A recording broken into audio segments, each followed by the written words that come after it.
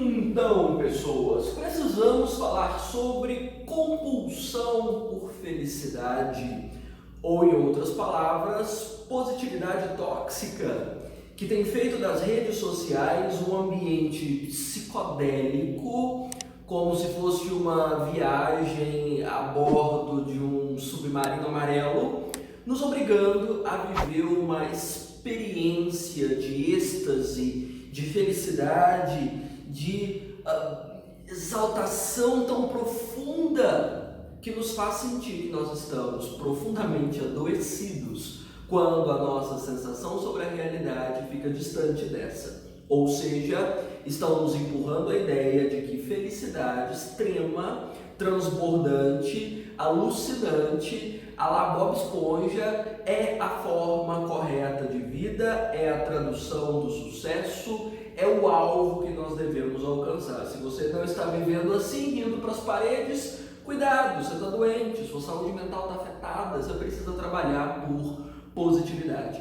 E há uma quantidade monstra de gurus das redes, gurus por toda parte, muitos deles ainda com as fraldas sujas, querendo nos dizer qual é a forma correta de levar a vida dentro dessa profusão de felicidade. Porque não existe nada para além da felicidade. Porque sim, todo o espectro de emoções humanas foi reduzido apenas aos óculos cor-de-rosa com os quais nós traduzimos todas as experiências no mundo. E você precisa se sentir bem. Você deve se conformar com quem você é, porque você é o melhor que você pode oferecer, porque você precisa se amar constantemente, porque você precisa estar em paz com o mundo, porque qualquer coisa fora disso é patologia. E para mim, patologia é quem acredita nisso, né? Então, nós criamos uma realidade um tanto quanto distorcida. Essa gente parece que vive na base do Prozac e não consegue perceber que a vida vai muito além da felicidade, como diria Mayakovsky, porque existe muita vida para além de ser feliz. E isso não é um discurso de rabugice de um Lula molusco frustrado com a vida. Não. É o entendimento sobre a vastidão das experiências e uma construção que ultrapassa essa distorção sobre felicidade. Porque nada do que está sendo vendido para você como vida plena tem a ver com felicidade mesmo. Muito distante da visão de eudemonia de Aristóteles, não é muito longe disso, numa pegada que de fato nos faz sentir culpados. Porque eu sei que você já se sentiu culpado por não estar dentro desses padrões de felicidade. Porque não é todos os dias que você se sente bem com o seu corpo, não é todos os dias que você está bem com a sua jornada, não é todos os dias que você quer dar oi para as pessoas, a maioria dos dias você quer estapeá-las, e nós somos colocados contra a parede para entender que essas posturas são ruins, sempre ruins, e que você deveria estar grato, feliz e conectado com a energia cósmica que te coloca no mundo, né? Hashtag gratiluz. E aí isso se torna um peso para essa construção de realidade sufocante, a ponto de nós tornarmos patologia aquilo que é natural à essência humana, né? Bom, vamos a alguns contextos básicos que não podem faltar numa discussão sobre felicidade ou sobre positividade tóxica de maneira alguma.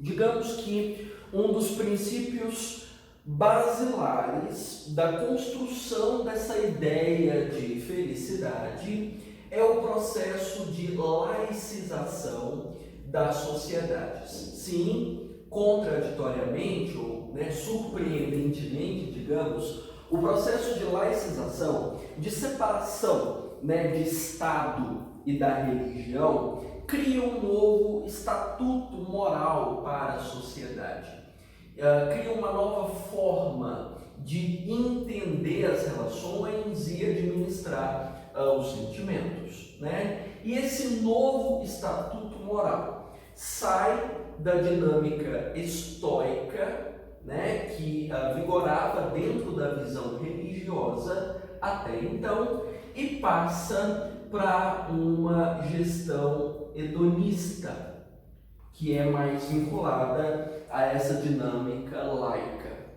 O que significa essa mudança? Significa que esse novo estatuto moral tira de cena o papel do sofrimento, fundamentado dentro de quase todas as matrizes religiosas, e cria como estatuto moral fundamental a dinâmica do prazer, como fundamento da vida.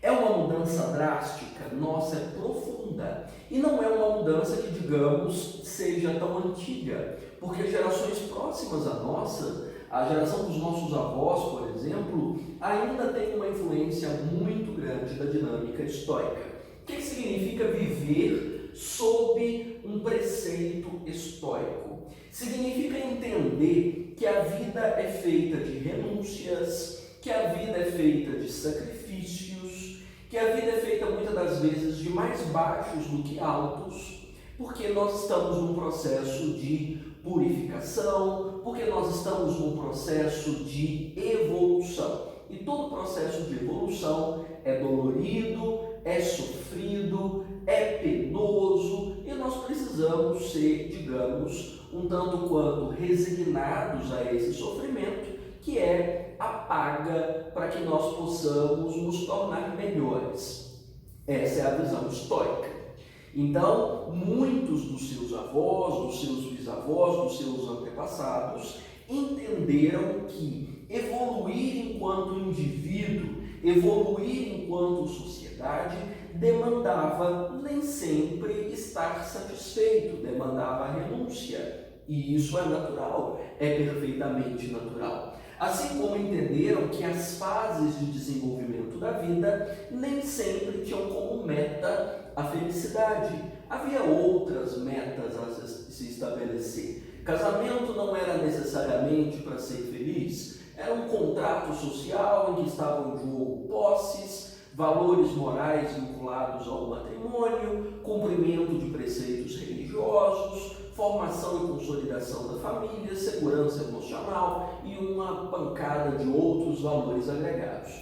Felicidade seria sorte se viesse, mas não era o princípio fundamental. Assim como a dinâmica do trabalho também não estava fundamentada em buscar felicidade, mas em construir segurança financeira, em estabilizar-se, compor patrimônio, conseguir prestígio, respeito, enfim, uma gama de valores muito mais complexa. Então, a sociedade se manteve mais ou menos sob a égide estoica desde a sua composição original até por volta do século XVIII, XIX e até o século XX. Foram uns 3 séculos mais ou menos de progressiva laicização e de derrocada desses valores estoicos ao longo do tempo, e entramos numa dinâmica hedonista que coloca o prazer e a felicidade como um fim em si mesmo,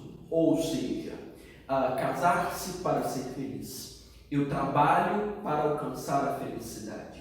Eu vivo, eu respiro, eu me movimento, tudo em nome da felicidade. Se não me faz bem, se não me traz conforto, não, eu não devo fazer, porque não vai me trazer felicidade. Então, o prazer ele não se torna, digamos, um prêmio, um bônus pelo sofrimento. Ele torna-se um fim em si mesmo. E nós começamos a organizar a vida em torno dos princípios de felicidade.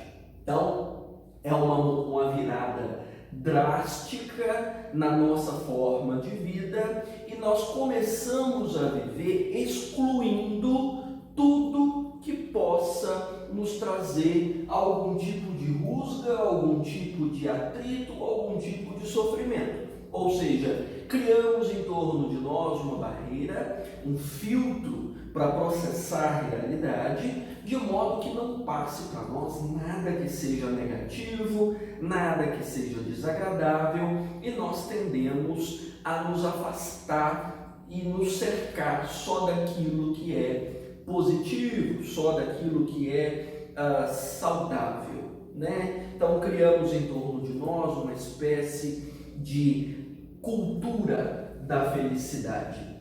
E essa cultura da felicidade hoje é permeada de uma série, mas uma série de ícones e de produções. Eu não posso deixar de dizer que o maior ícone dessa cultura da felicidade é, sem dúvida, a indústria cultural. Sim, o mesmo valor discutido pela Escola de Frankfurt, né, por Theodor Adorno, Marcuse e Horkheimer, que são os principais teóricos em torno desse conceito, e que inevitavelmente discutem como nós vendemos cultura, como nós vendemos hábitos, como nós comercializamos emoções transmutadas em comportamentos. E um dos principais elementos, sem dúvida, é o prazer, é a felicidade.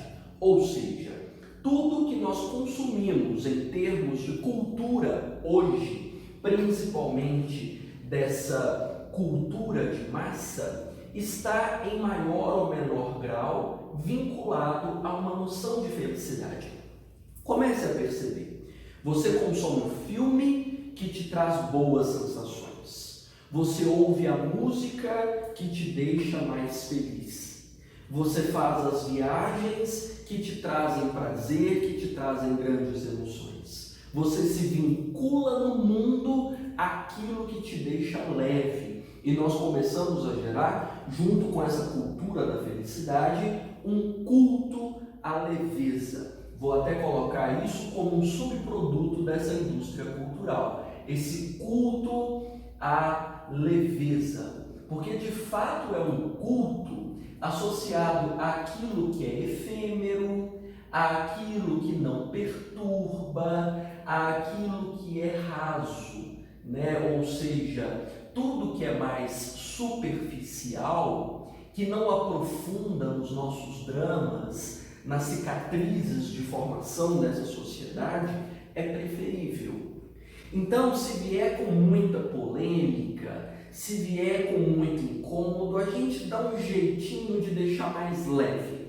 Sei lá, nós vamos fazer um filme sobre o ataque a Pearl Harbor. Foi um dos ataques mais medonhos da história ocidental. Como a gente vai levar isso para o cinema? Nós vamos pôr um galã.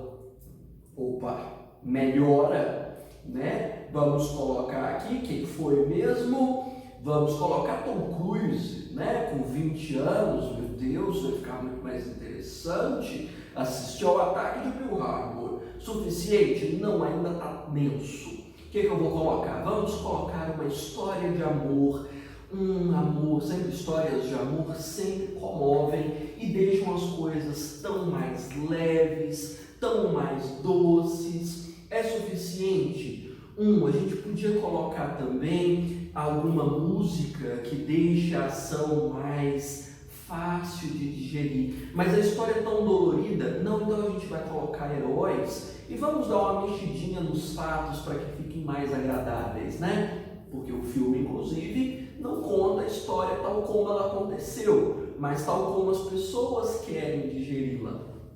Leve, efêmera, superficial, né? E assim nós recontamos os fatos, nós interpretamos a realidade, nós olhamos para o mundo com óculos cor-de-rosa, para que a sensação de realidade seja mais palatável, para que não doa. É como se nós tivéssemos aqui uma mãe pássaro que coma para nós a realidade, digira, comece o processo de digestão e regurgite tudo na nossa boca já meio que digerido, para que fique fácil a absorção, para que não incomode, para que não doe, para que nós não tenhamos que mover nada parecido com sofrimento, parecido com incômodo. Então a indústria cultural já nos propõe isso. Comece a perceber, tudo à nossa volta tem essa aura de leveza. E aquilo que não é leve, o que é mais denso, o que é mais difícil, não ganha popularidade, né? As pessoas consomem menos, assistem menos, porque nós estamos atrás do que é leve, nós estamos atrás do que é divertido.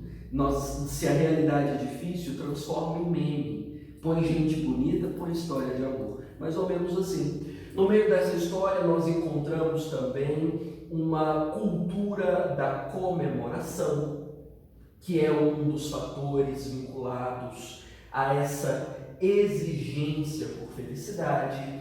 Tudo para nós se traduz em algum tipo de festa. Estamos no meio de uma pandemia, isolamento, maior parte da população deve morrer ou adoecer gravemente. Vamos fazer uma live leve, divertida, em que as pessoas possam comemorar. Mas as pessoas não estão dando conta de comemorar muito bem. Vamos fazer propaganda então de bebida, muito álcool, porque muito álcool vai deixar as pessoas totalmente desconectadas da gravidade do problema e elas vão conseguir de fato se divertir. Estamos vendendo felicidade, né? Nós podemos aqui colocar mais graça em torno dos fatos, nós podemos distraí-las para outras demandas. Páginas de humor nunca tiveram tanta popularidade nas redes sociais como agora.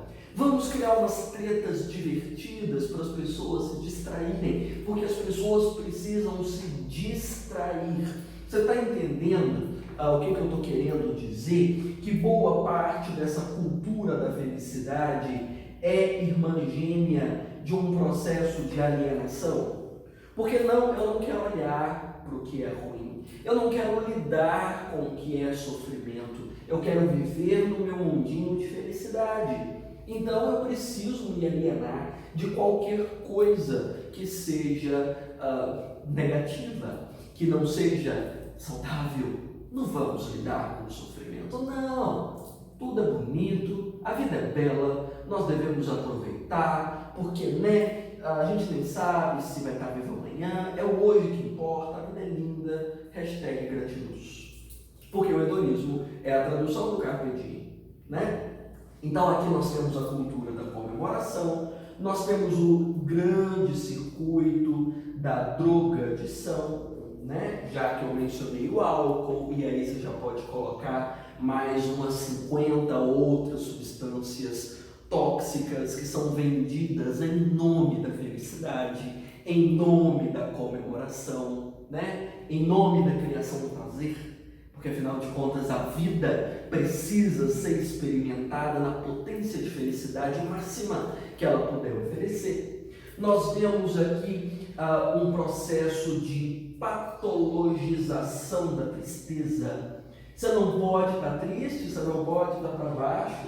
Isso é depressão, isso é ansiedade, vá se tratar. Cadê o seu Rivotril? Cadê o seu Prozac? Tristeza é proibida. Né? Não estou dizendo que todos os casos ditos como depressão ou como ansiedade são patologizados sem necessidade, mas que nós criamos uma ideia de que todo tipo de tristeza é depressão, um processo amplo de generalização. Isso nós criamos, sem dúvida, né? Até porque nós entramos com essa ideia de que saúde mental é uma caixinha de cristal e a mínima vibração externa, um pouquinho dissonante da grande composição harmônica que faz parte da vida, vai fazer o cristal trincar. Não pode, é preciso manter essa caixa de cristal blindada, protegida contra qualquer vibração dissonante, porque a vida precisa ser um grande concerto harmônico, onde não exista nenhum tipo de vibração contrária. Aqui nós criamos também uma gama de profissionais da alegria. Não é palhaço não, ou é quase, né, profissionais da felicidade, há uma quantidade cada vez maior deles. Cheguei a fazer uma lista, né? Médicos, agenciadores de viagens, porque sim, eles te vendem a maior aventura que você vai ter na vida e a maior felicidade que você vai poder experimentar na história. Psicólogos, atores, coaches, né? Enfim, criamos uma gama de profissionais, uma formação profissional toda dentro dessa sociedade para te dizer: você precisa ser feliz, do contrário, você está errado, né? E isso acabou se tornando o nosso American Way of Life, o modo de vida americano ao longo do século XX é, vamos dizer, a cerejinha desse bolo de estrume que nós estamos construindo para a sociedade do século XXI. É a ideia do sonho sobre a felicidade. E no American Way of Life a gente sabe que o resumo da dinâmica da felicidade é finalmente o consumo. Ou seja, tudo que você compra vai te trazer sim alguma coisa em torno de felicidade. O carro, a casa, as viagens, as roupas, as plásticas, tudo vai trazer felicidade. Mas você não está feliz, você não soube fazer, então você está fazendo errado, você está vivendo errado, você está experimentando a vida errado. Começa de novo, porque o problema é você. Se as coisas não estão te fazendo feliz, o problema é você que está doente. Vai se tratar, você precisa se tratar, porque esse mundo tóxico, consumista, pautado em drogas para te fazer sorrir, que é o certo. Se você não está sorrindo, a droga não está na dose suficiente. Você precisa de mais. Vamos ajustar sua medicação. Até porque você precisa se alienar mais, né? Nisso nós vamos criando efeitos colaterais de uma doença tóxica cada vez mais profunda. E um desses processos é um complexo de Peter Pan, cada vez mais forte dentro dessa sociedade. O que tem a ver com o complexo de Peter Pan com cultura da felicidade? Ora, envelhecer é a raiz do sofrimento. Quando você envelhece e alcança a maturidade, você tem que lidar com boleto, você tem que lidar com trabalho, você é obrigado a fazer coisas que você não quer fazer, que você não gostaria de fazer, você precisa lidar com a dificuldade dos relacionamentos, com os defeitos dos outros, e muitas das vezes não é simples como eu não preciso lidar com isso, tchau para você. Não, é mais complexo do que isso, sempre mais complexo. As relações sempre envolvem uma gama de sentimentos muito maior, para as quais nem sempre dá para você dizer não, né? Então, a vida adulta envolve tudo o que significa sofrer dentro dessa sociedade. Significa perder energia, significa perder a beleza, significa o que pelo menos essa sociedade sustenta como beleza, né? Significa perder tudo que está sendo vendido dentro desse processo. Então é melhor não envelhecer, não é não? É melhor nós conservarmos essa efervescência de felicidade. É melhor ser Peter Pan, é melhor ser jovem para sempre, né? Quem é jovem para sempre é risonho para sempre, tem amigos para sempre, tem vigor sexual para sempre, beleza para sempre, dinheiro para sempre.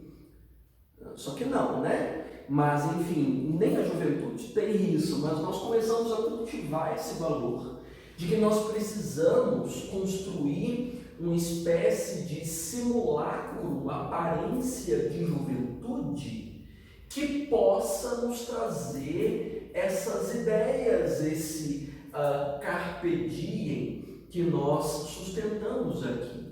E vejam que eu não estou discutindo a juventude só da idade, eu estou discutindo uma juventude da aparência, eu estou discutindo uma juventude de comportamento, eu estou discutindo pessoas que estão numa eterna minoridade ou menoridade, se eu for pegar esse conceito de menoridade de Immanuel Kant, ou seja, de pessoas que vão recusar responsabilizar-se pela vida e por todas as frustrações que ela pode envolver para se manterem eternamente dentro dessa bolha cor-de-rosa.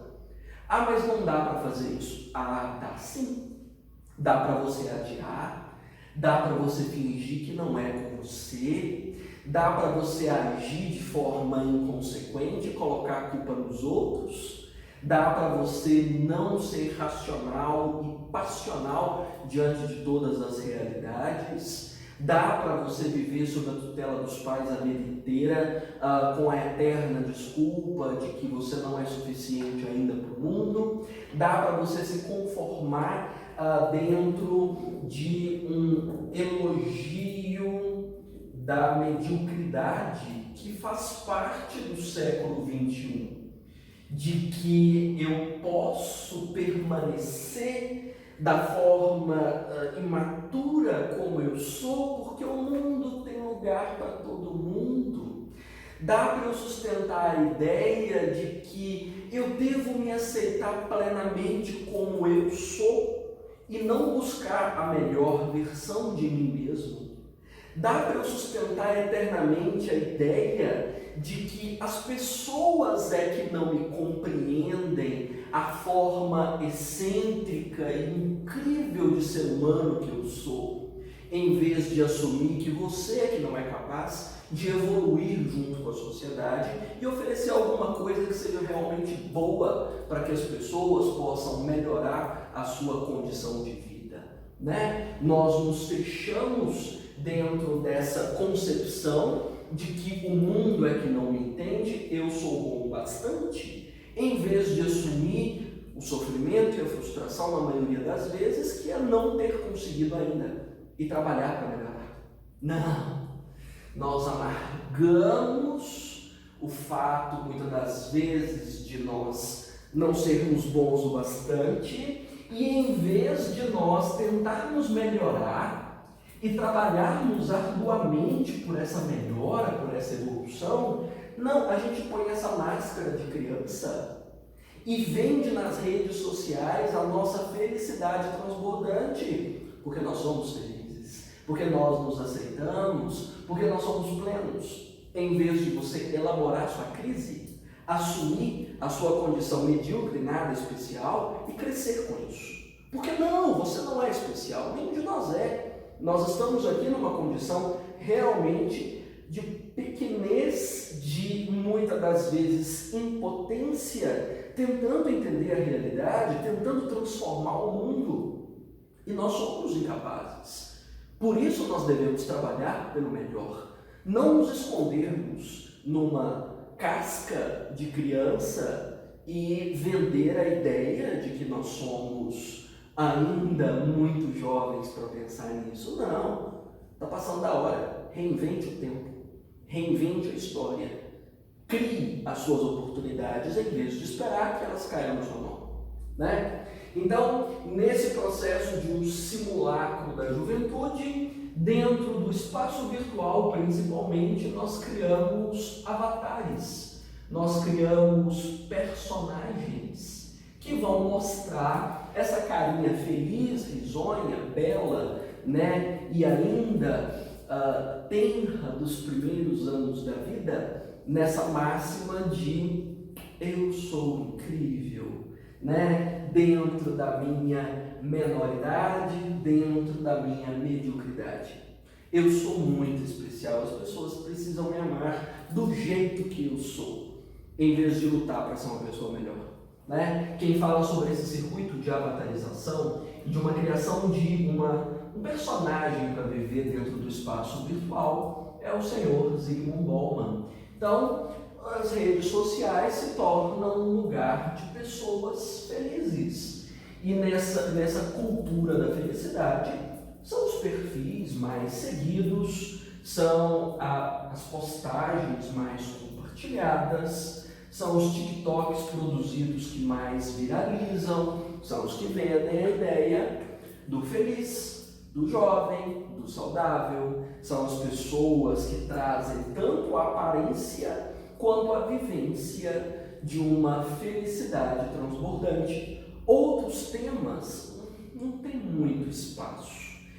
Principalmente temas da nossa composição individual, sobre as nossas lutas por evolução, as nossas frustrações.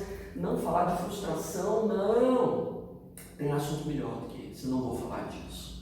E quando você ignora, você não cresce, né? Até porque, como diz Jean Piaget, já usei a referência dele várias e várias vezes dentro das aulas, crescimento, evolução na esfera humana acontece a partir da perturbação. Você não vai crescer se você não se sentir incomodado com o processo. Dói, é doloroso, viver dói, como diz Guimarães Rosa, e nós precisamos usar a dor como ferramenta de construção. Não fazer de conta que ela não existe. Não fugir dela, ignorá-la ou anestesiá-la, como seja lá o que você usa para se drogar, né? Seja álcool, seja Netflix, seja TikTok, seja qualquer outra coisa que são as drogas da felicidade contemporânea. Então, nós eliminamos essa máxima, né? E se nós não nos perturbamos, nós não conseguimos escapar nem dessa menoridade, nem dessa mediocridade, né? Outra condição forte dentro dessa ditadura da felicidade e da positividade tóxica dessa formação é o que Dona Hannah chama de selfie. E eu já usei esse conceito inúmeras vezes dentro dessas aulas. A forma como nós tornamos as nossas experiências individuais mais relevantes do que qualquer outra coisa no mundo.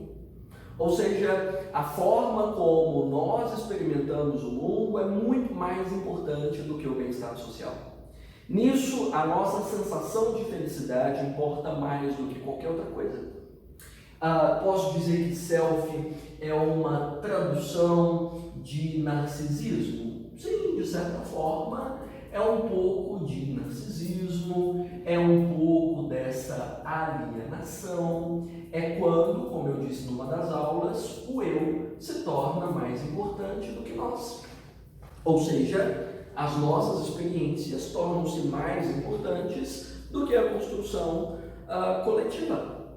E nós nos construímos para sermos, vamos dizer, né, felizes e ter a sensação de prazer constante. Enquanto, na verdade, o que diz respeito ao crescimento do coletivo, principalmente em termos de tolerância, de respeito e de vivência com bem-estar, mais próxima lá da visão de eudemonia aristotélica, exige que você renuncie ao que te faz bem em nome daquilo que faz bem para todos.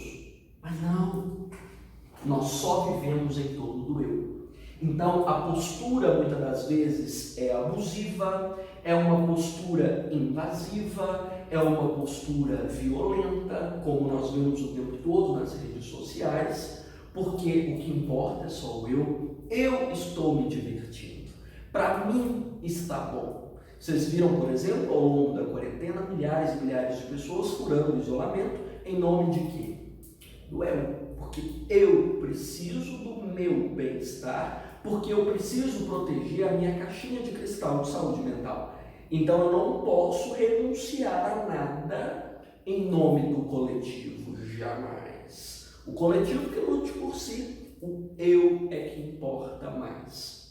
Simone, inclusive, é uma das críticas fervorosas ao existencialismo, porque ela discute que o existencialismo é que produziu esse negócio, sabe? De voltar todo o debate filosófico à existência do eu.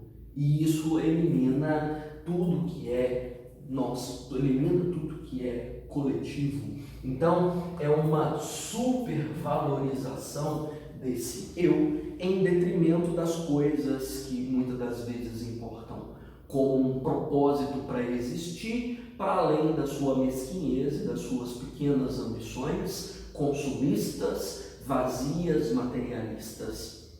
Nós não conseguimos pensar para além disso, não é? Nós não imaginamos, por exemplo, que bem-estar é muito mais importante do que felicidade.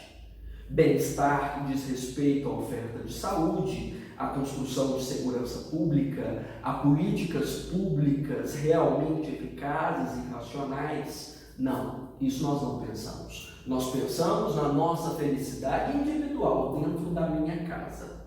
Coletivo, não.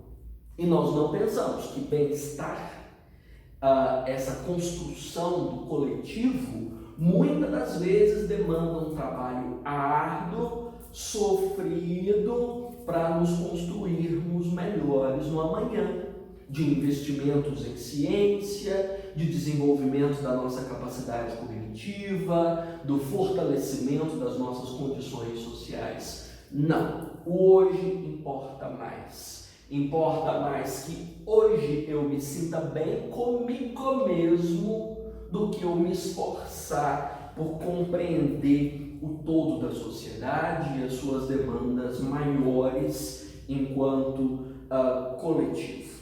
Então, nós nos perdemos de tudo isso e, como eu mencionei no princípio, reduzimos o grande espectro das emoções humanas a essa venda da juventude, da felicidade extenuante, sem medirmos as consequências disso, né? E claro, patologiza, né? Tudo que não é felicidade torna-se patológico.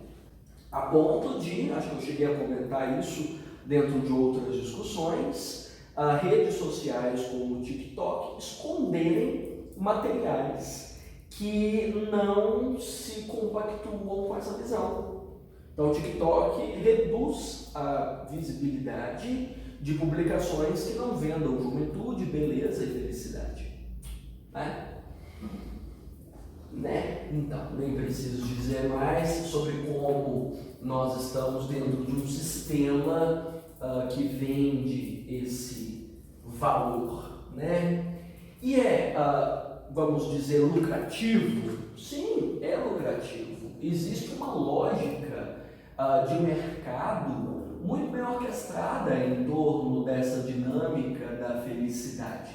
Se você for pensar bem, é vantajoso, porque veja só, vendem esse ideal de felicidade em forma de produto, né? Então eu posso dizer que esse ideal de felicidade nada mais é do que um fetiche sobre um produto. Eu não compro as coisas pela função ou pelo valor delas em si mesmas. Eu compro as coisas pelo nível de felicidade que elas podem me proporcionar. Porém, todos nós sabemos, não precisa ser nenhum gênio para saber disso, essas coisas não vão trazer felicidade, né? Foi a Khloe Kardashian, né, que comentou há algum tempo que ela tinha só 5 minutos de felicidade depois que fazia compras. A gente que tem as privações um pouco maiores do que as Kardashian, talvez nós nos sintamos mais felizes por mais tempo, mas é efêmero, é efeito açúcar, né? A felicidade, o êxtase passa rápido, vira tristeza em questão de minutos. Então, esse ideal de felicidade por meio do fetiche gera consumo. A gente compra mais. A gente compra roupa, sapato, carro, casa, viagem em nome desse ideal. Comprei, vou ser feliz. No entanto, a gente sabe que isso acaba não acontecendo, nós nos frustramos, né? Até porque esse princípio de frustração é facilmente explicável por Schopenhauer, né? Ou seja, nós criamos uma expectativa muito alta em torno do que essas coisas poderiam nos proporcionar. É o ideal, né? Esse ideal vem romantizado, né? Há um nível de romantização muito grande em torno da publicidade, em torno da produção de cinema, em torno da sensação que aquilo vai te trazer. Expectativas maiores do que a realidade e inevitavelmente vão se traduzir em frustração. É inevitável. Frustrado, né? Cabisbaixo, triste, o que você vai fazer? Opa! Mais droga. Então, nós voltamos ao circuito do consumo. Veja que é um sistema de estímulo e resposta constante. É vantajoso para a lógica de mercado. Essa dinâmica de mercado, inspirada pela indústria cultural, pelo American Way of Life, lucra muito com isso. Por isso é tão difícil questionar, sabe? Porque eu venho aqui e questiono. Mas a publicidade é fantástica em torno de como você precisa consumir. E nós estamos moldados dentro de uma moral intuitiva para acreditar que tristeza é ruim, que os nossos momentos de recolhimento são ruins. Então a gente vai buscar alguma coisa que nos faça feliz. A nossa busca é por felicidade. Nós somos criados dentro dessa concepção. Então vou colocar aqui que é uma busca por meio de moral intuitiva, porque nós viemos dessa construção, né? Principalmente essa geração que já nasceu dentro dessa lógica de mercado, hedonista já, né? Longe da visão histórica. Então, consumimos mais. Nós podemos dizer que essa lógica de mercado é recente, ela é do período da Guerra Fria, ela é pós-fordismo, né? Dentro dessa sociedade. E aí vai o senhor aí torrar o salário todo nos shoppings, né? Gastar cada centavo do que você tem e do que você não tem, com as linhas de crédito disponíveis cada vez mais fáceis, com promoções, para manter isso. Veja, quarentena, colapso econômico, recessão, vai ver o nível de compras que as pessoas estão fazendo. Quantas compras online as pessoas estão executando? Como estão ensandecidas nas portas das poucas lojas que estão abrindo no centro da cidade? Porque elas estão tristes, elas estão frustradas, elas vão fazer o quê? Consumir. Vão voltar para onde? Para mais frustração. Vai fazer o quê? Consumir de novo. Tem publicidade por toda parte para comprar. Já viu a quantidade de publicidade vendendo ideais de felicidade dentro das redes sociais? O sistema é perfeito. As pessoas não têm dinheiro para comprar comida, mas elas estão comprando roupa por loja online. Para se sentirem felizes. É assim. Então, é um sistema de um nível, como eu mencionei, de alienação tão brutal dentro dessa moral intuitiva que as pessoas são capazes de destruir a economia doméstica em nome de uma sensaçãozinha de felicidade, principalmente em tempos de abstinência como esse. Então, preocupante, no mínimo, preocupante, né, a forma como nós nos articulamos em torno disso. Então, exige, assim, de forma emergencial, que nós comecemos a problematizar isso, sabe? Por quê? Por que eu preciso estar feliz? Dentro desse circuito de tristeza que eu estou hoje, por exemplo, eu não fico mais reflexivo? Não é o momento de eu me encontrar comigo mesmo? Não pode ser útil? Pode ser útil. Eu não preciso estar feliz o tempo inteiro. Da mesma forma que eu não preciso ficar rindo de orelha a orelha para realmente estar feliz. Isso não é necessariamente felicidade. Será que se eu estou bebendo até as tampas para curtir uma sensação de um show, um final de semana, não existe algo errado com os meus finais de semana ou com esses shows? Eu não devo revisar o que me faz bem? Será que eu preciso realmente lutar para estar bem, em vez de lutar por algo maior que vá me tornar uma pessoa melhor? Ou que vá tornar essas relações sociais que nós estabelecemos melhores? Será que não está na hora de nós pensarmos mais em bem-estar do que em felicidade? Talvez seja a hora de nós pensarmos a nossa mediocridade e interrompermos esse elogio constante da falta de capacidade de sair da lama. Moral dos porcos, nietzschiana. Estamos atolados até o pescoço e criando ferramentas para nos conformarmos com isso, né? É isso que você está fazendo. Tentando se convencer que está tudo bem.